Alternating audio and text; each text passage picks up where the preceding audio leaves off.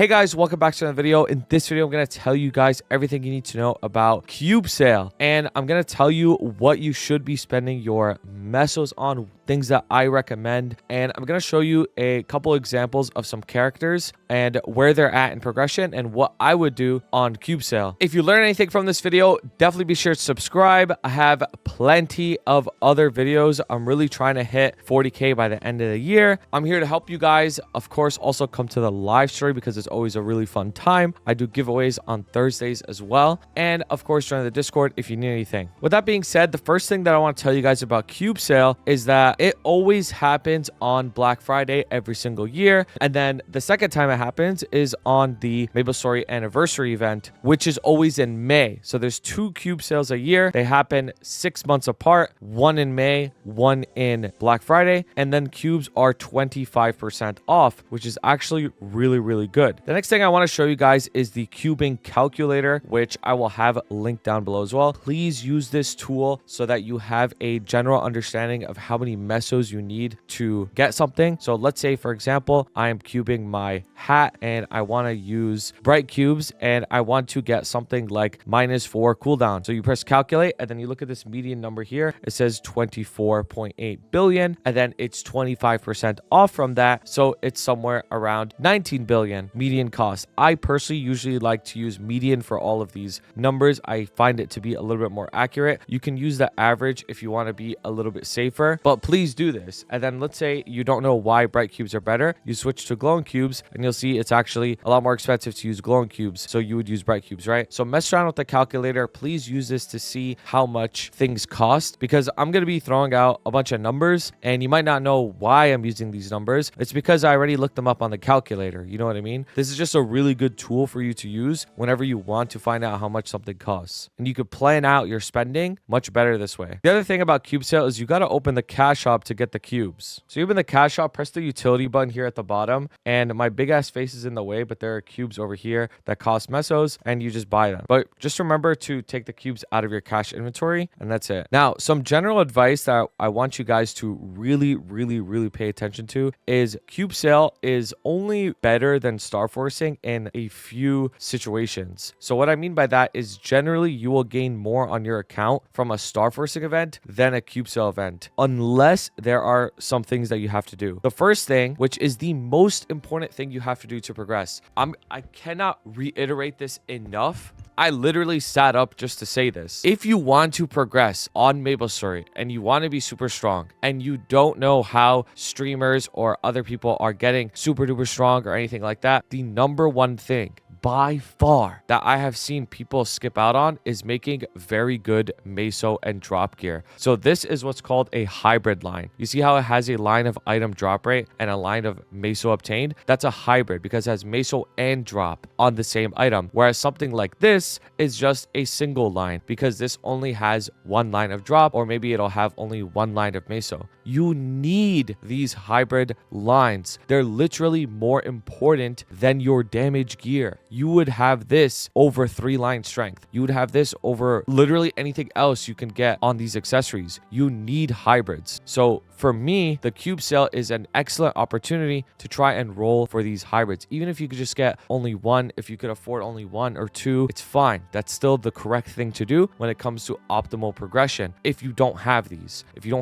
you need to do it. The next thing is, what items should you try to get these on? Literally anything that you can get your hands on. I have a hybrid on this Zach face. It doesn't actually matter, to be honest with you. I have hybrid on these horntail earrings. You don't need items that could go to super high stars. I know in the past I've said that, but that was in the past. Nowadays, you have a lot more damage at your disposal and you could get damage from other resources, like upgrading your Hexa, for example. This can give you damage and doesn't cost cubes. So how do you get your hybrids? Well, first of all, you need to use bright cubes. Bright cubes have the highest chance of rolling for hybrids. Make sure you buy bright cubes during a cube sale if you want to get hybrids. They're very, very important. There's a few things you also need to keep in mind as well. The first thing is that the Meso obtained line, you can only have 5 of them across your equips. So let's count together. I have 1 here, I have 2 here, 3, 4, 5. As you can see, I have 5 Meso obtained lines. If I had another one, I would not be gaining any more Meso. You can check how many you have if you hover your Meso obtained over here. It says equipment item 100%. If it's at 100%, then that's it. You're good. You don't need any more. It doesn't do anything if you even get more of them. The next thing, and this is what makes it a little bit harder, is you need a total of 10 lines of drop rate, item drop rate plus 20%. So let's count. How many do I have? I have 1 here, another one here, so that's 2. I have 2 lines here, so it's 3, 4. Double drop is extremely important to get, so that's 4 total. I have another one here, 5, 6, 7, 8, 9. So I have 9 lines of drop total. And again, you can check over here. It says equipment item 180%, but I said you needed 10 lines. That's right. So I'm not even finished either. I would need another double drop. I would have to turn this into a double drop, for example. Double drop meaning 2 item drop rate lines on your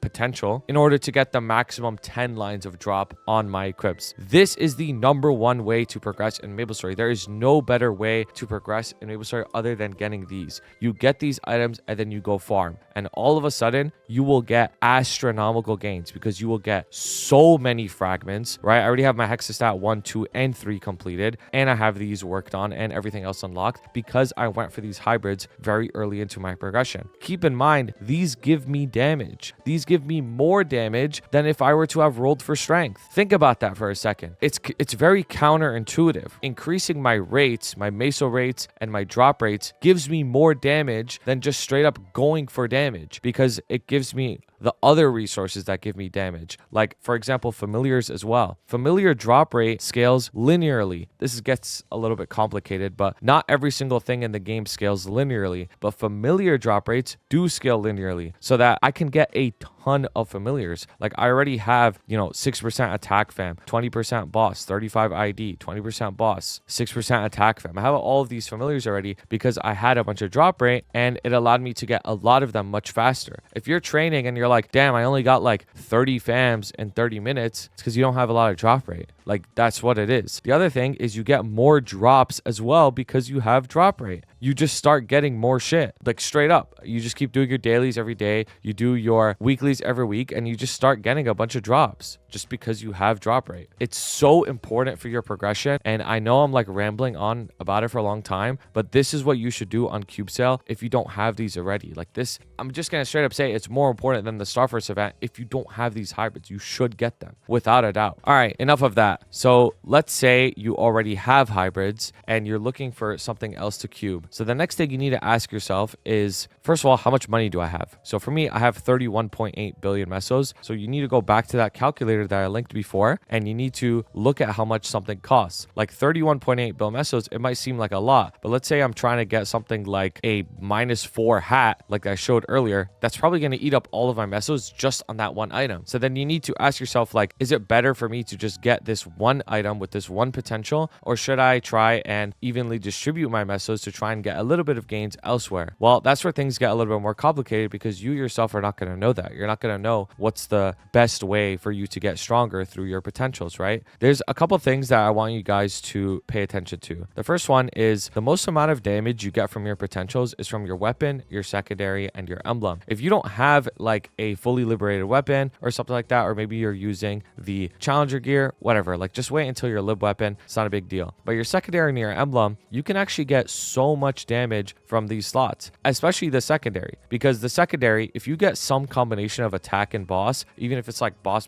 attack, boss, that is a lot of damage that you just gained. That is so much more damage than if you were to get like a 3-line potential, 3-line strength, 3-line strength, 3-line strength. Like the secondary alone would just give you way more damage. Now the emblem is a little bit tricky because you get the Saren emblem eventually. If you have a Saren emblem, then I would definitely recommend 3-lining it. If you don't, then I would just get 2-line on the gold emblem and it's probably good enough. The next best item in the game that gives you a lot of damage is your gloves, because gloves at legendary give you you crit damage. So if you have arcane gloves, I would highly recommend trying to roll 1 or 2 lines of crit damage on it. You could look at the cubing calculator. It's not that expensive. It's maybe like 8 to 9 bill or something if you want to get double crit damage. And that's a lot of damage because other gear in this game cannot roll for crit damage. Only the glove can. The next best thing to pot is your hat if you are a cooldown hat user. If you're a class that needs -4 or -2, then you should definitely get a cooldown hat because it's going to help you out a lot. You're going to be able to spam your skills more often, give you more damage. Basically, what I'm saying is the potentials that are just raw stat that just give you like a line of strength, they're obviously good to get, but the other ones that give you things other than just raw stat like attack or boss or crit damage or minus cooldown, those are the big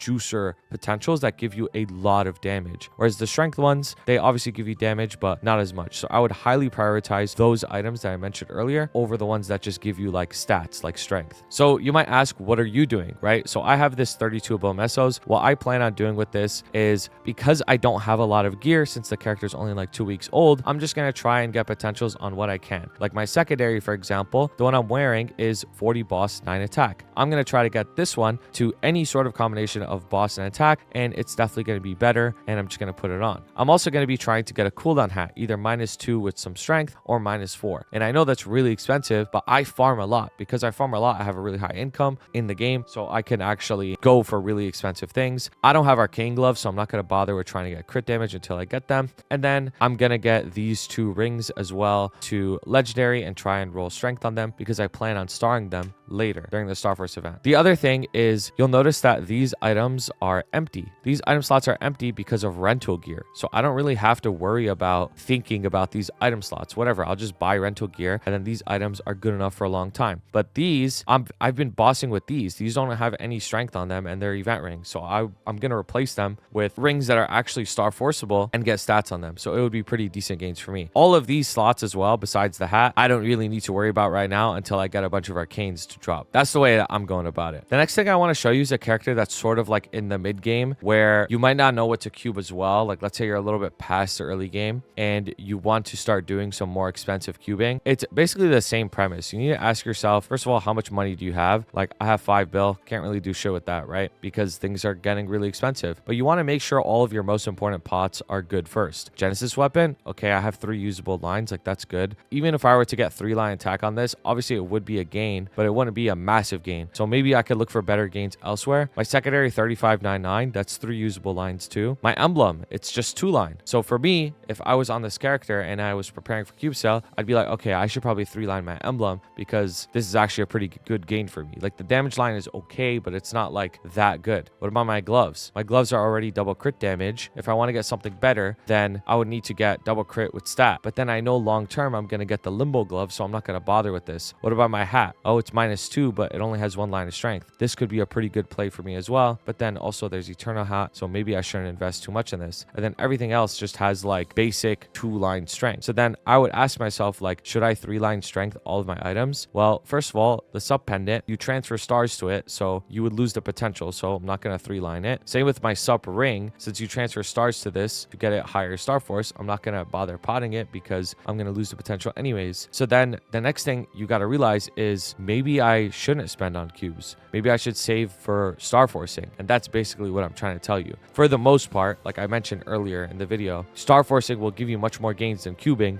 unless you need to get your hybrids or your WSC/gloves are trash. If your WSC and gloves are trash, or maybe your hat is trash, then potting would probably be pretty good for you. But if you need hybrids, for me, I already have all my hybrids on this character, right? Double drop, hybrid, meso, double meso, hybrid, drop, double drop, right? Like I have like a weird configuration, but ultimately it's the same. Like I have 100 meso and 200 drop, so I'm good. Like I don't have to worry about that.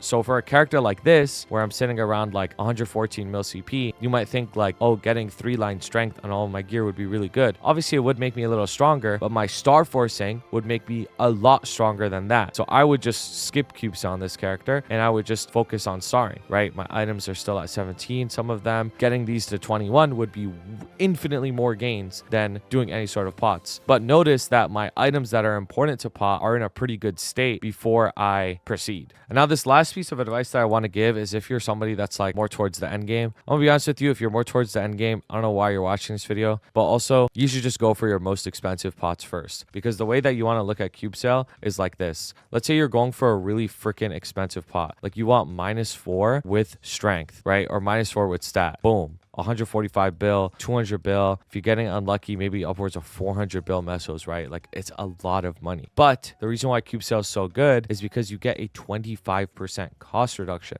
Saving 25% on 200 bill, you're saving 50 billion Mesos. That's a lot. That is a lot of money saved. But if you're just trying to get something like 30% stat, costs 10 bill, you're saving 25%, you're saving 2.5 billion Mesos. That's a good amount saved, but that's not the same as saving 50 bill. The percentages obviously save you much more for the higher cost. So if I was somebody that was endgame, I would be going for more of the expensive stuff first, because you save more on that. Even though percentage wise, it's the same amount of savings, the actual raw number Meso is much higher. So that's what I would do. Anyways, I hope you learned something from this video. I know the video came out a little bit later than I would have liked to, but I still wanted to get it out there as fast as I could. Appreciate you guys so much for watching. There will be a star forcing video coming very soon, probably tomorrow. Yeah, probably tomorrow. And well, actually it will be tomorrow. Yeah, tomorrow morning it'll be, or afternoon it'll be out. And I'll go over some star forcing advice for that too. Anyways, appreciate you guys so much for watching. Thank you so much. Remember to subscribe and have a wonderful day. Shout out to my beautiful members: Blazefire, Shooms, Shagad, Ravi Espa, Koga, Skittles, CKJ, Vampiric X, Fresh and Juicy, Kelvin, Cloud Figs, Trashbot, Henzo, Dylan, Cloudy Quesos, Jason B, Sylvester L, JA, Russell M, Mochi Teddy, Zero Sama, Shredbot, Michael R, and Suna TM. I appreciate you guys so much. If you guys ever want to submit art, put it in the Discord fan art channel, and I'll see you for the next video.